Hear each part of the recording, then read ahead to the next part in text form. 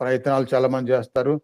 కొందరేమో సరైన ప్రయత్నం చేయకుండా కలలుగంటారు.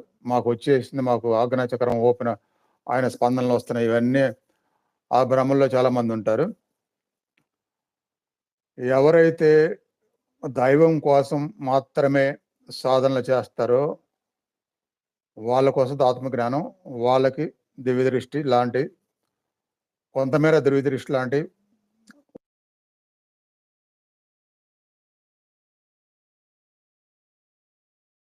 భౌతిక లాభాలను మాత్రమే ఆశిస్తారు. ఆజ్ఞా చక్రం యాక్టివేట్ అవ్వాలని, అలానే అక్కడ